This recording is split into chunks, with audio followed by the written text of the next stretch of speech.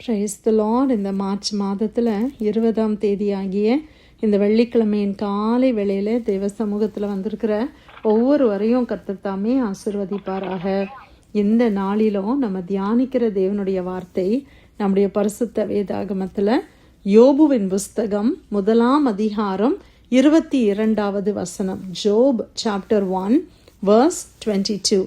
இவை எல்லாவற்றிலும் யோபு பாவம் செய்யவும் இல்லை, தேவனை பற்றி குறை சொல்லவும் இல்லை. அல்லேலூயா. கர்த்தருடைய அருமையான இந்த வசனத்துக்காக இந்த காலை வேளையில நம்ம தேவனை ஸ்தோத்திரிக்கலாமா? இவை எல்லாவற்றிலும் அப்படின்னு சொல்லி நம்ம வாசிக்கிறோம். அது என்னதுன்னு சொல்லி நம்ம தியானிக்கலாமா?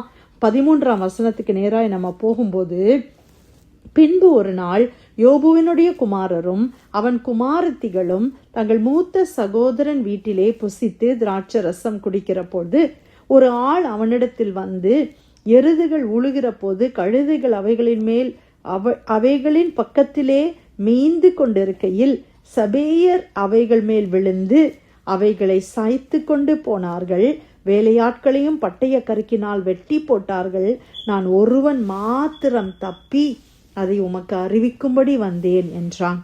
இவன் இப்படி பேசிக்கொண்டிருக்கையில் வேறொருவன் வந்து, வானத்திலிருந்து தேவனுடைய அக்கினி விழுந்து ஆடுகளையும் வேலையாட்களையும் சுட்டெரித்து போட்டது. நான் ஒருவன் மாத்திரம் தப்பி அதை உமக்கு அறிவிக்கும்படி வந்தேன் என்றான். அவன் இப்படி பேசிக்கொண்டிருக்கையில் வேறொருவன் வந்து, கல்தேயர் 3 பவுஞ்சாய் வந்து ஒட்டகங்கள் மேல் விழுந்து அவைகளை ஓட்டி கொண்டு போனார்கள்.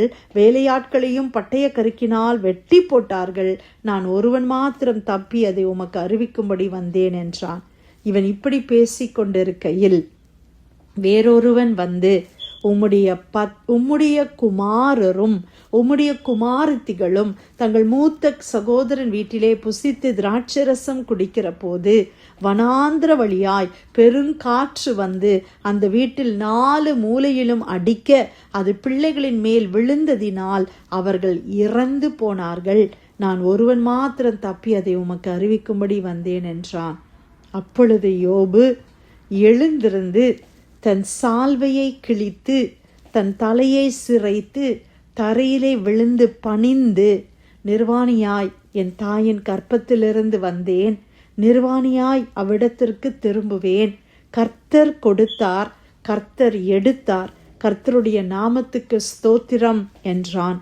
இவை எல்லாவற்றிலும் யோபு பாவம் செய்யவும் இல்லை, தேவனை பற்றி குறை சொல்லவும் இல்லை. அல்லேலூயா. என்ன அருமையான ஒரு சம்பவத்தை நம்ம இந்த இடத்துல வாசிக்கிறோம் இல்லையா? ஒரு மனிதனுக்கு நடக்கிற ஒரு கஷ்டங்களை குறித்து நம்ம பார்க்கிறோம்.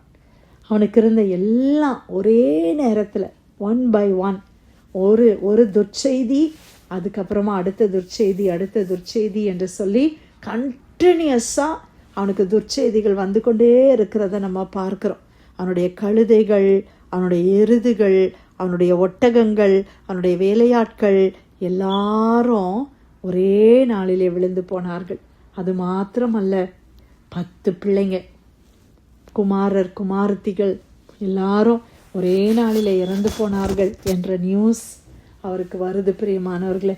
ஆனால் யோபு என்ன செய்தாராம்? அந்த நியூஸை கேட்டுட்டு வசனம் என்ன சொல்லுச்சு? யோபு எழுந்திருந்து தன் சால்வையை கிழித்து தன் தலையை சிரைத்து தரையிலே விழுந்து பணிந்து கொண்டார். He worshipped. அவர் பணிந்து கொள்ளுகிறார். அப்புறம் வாய் திறந்து அவர் பேசுறாரு. அவருடைய வாயிலிருந்து என்ன வார்த்தை வருது பாருங்க. நிர்வாணியாய் என் தாயின் கற்பத்திலிருந்து வந்தேன், நிர்வாணியாய் அவ்விடத்திற்கு திரும்புவேன். கர்த்தர் கொடுத்தார், கர்த்தர் எடுத்தார், கர்த்தருடைய நாமத்துக்கு ஸ்தோத்திரம். அல்லேலூயா. கர்த்தர் கொடுத்தார், கர்த்தர் எடுத்தார். நிர்வாணியா வந்தேன், நிர்வாணியா போக போறேன். ஆண்டவர் கொடுத்தாங்க, ஆண்டவருக்கு எடுக்கவும் உரிமை உண்டு என்று சொல்லுகிறார். இன்னைக்கு நமக்கு அந்த அறிவு இருக்குதா? இன்னைக்கு நம்மளை தேவனை பற்றி என்ன அறிவு நமக்கு இருக்கிறது? நம்மக்கிட்ட இருக்கிற எல்லாமே கர்த்தர் கொடுத்தது என்ற அறிவு நமக்கு இருக்குதா? ஆண்டவர் எனக்கு எல்லாம் கொடுத்திருப்பாரே, ஆனால் அவருக்கு எடுக்க உரிமை உண்டு என்கிற அந்த அறிவும் நமக்கு இருக்க வேண்டும். ஹல்லேலூயா. ஆண்டவர் நம்முடைய வாழ்க்கையில, ஆண்டவருக்கு தெரியாம என் வாழ்க்கையில ஒன்றும் நடக்காது அப்படின்ற ஒரு அறிவும் யோபுக்கு காணப்பட்டது. எல்லாவற்றையும் அவர் இழந்து நிற்கிறார். என்ன செய்வது என்று தெரியாத ஒரு சூழ்நிலை. நமக்கு ஒரு சின்ன பேட் நியூஸ், ஒரு ஃபோன் கால், இல்லை ஒரு ஏதோ ஒரு டயக்னாசிஸ் வந்தால் நம்மளால் அதை தாங்கிக்கிட முடியல, அப்படி தானே? ஆனால் அவர் பாருங்க பிரியமானவர்களே, எல்லாம் ஒன் பை ஒன் அவருக்கு வருது. ஹியூமன் சைக்காலஜியில் படிக்கிறவர்களுக்கு ஒருவேளை இதை குறித்து சொல்லும் பொழுது இது என்னென்ன டேர்ம்ஸ் யூஸ் பண்ணுவாங்கன்னு தெரியல, ஆனால் பெரிய ட்ராமான்னு சொல்லுவாங்க இதெல்லாம், அப்படி தானே? அவருக்கு உண்மையாகவே அவர் மனசு அப்படி ஸ்டெடியாக இருந்து அவர் பேசுகிறாருன்றது ரொம்ப ஆச்சரியமாக இருக்குது. எந்த ஒரு மனிதனாலையும் இவ்வளோ தீமையையும் தாங்கி கொள்ளவே முடியாது. ஆனால் அவர் சொல்கிறாரு, அவருக்கு இருந்த ஒரு நம்பிக்கை என்ன தெரியுமா? அவருக்கு எல்லா நம்பிக்கையும் கர்த்தர் மேலே. எனக்கு ஆண்டவர் தான் எல்லாமே கொடுத்தாங்க, அந்த ஆண்டவர் எடுத்துக்கிட்டாங்க, அவருடைய நாமத்துக்கு ஸ்தோத்திரம், ஆமென், அல்லேலூயா. இது நம்ம வார்த்தையினால் சொல்லும் பொழுது ஈஸியாக தெரியுது, ஆனால் அந்த பாதையில் நம்ம போகும்போது எவ்வளோ கடினமாக இருந்திருக்கும். நமக்கு இன்றைக்கி ஒரு வேலை போயிடுச்சுன்னு வைங்களேன், இல்லை சரீர சுகம் எனக்கு போயிடுச்சு, ஏதோ ஒன்று சொல்கிறாங்க, இந்த மாதிரி உங்களுக்கு ஒரு டிசீஸ் இப்படி டயக்னாஸ் பண்ணியிருக்கிறாங்க, நம்ம அதை எப்படி எடுத்துக்கொள்வோம்? என்னெல்லாம் நம்ம பேசிடுவோம் இல்லையா? உடனே நம்ம மனசு எவ்வளோ பாதிக்கப்படுது, எப்படி ஆள்றோம், எப்படியெல்லாம் நம்ம மனம் பதறுகிறோம், என்னென்ன வார்த்தைகளெல்லாம் நம்ம வாயிலேருந்து வந்துடுது. ஆனால் பாருங்கள், யோபு இவ்வளோ நிதானமாய் பேசுகிறத பார்க்குறோம். ஆண்டவர் தான் கொடுத்தாங்க, ஆண்டவர் எடுத்துக்கிட்டாங்க, கர்த்தருடைய நாமத்துக்கு ஸ்தோத்திரம்னு சொல்கிறாரே. அவ்வளோ தூரம் கர்த்தர் மேலே அவருக்கு விசுவாசம், அல்லேலூயா. பிரியமானவர்களே, இந்த வசனத்தில் நம்ம வாசித்தோம், இவை எல்லாவற்றிலும் யோபு என்ன செய்யல? பாவம் செய்யவில்லை. யோபு என்ன செய்யல?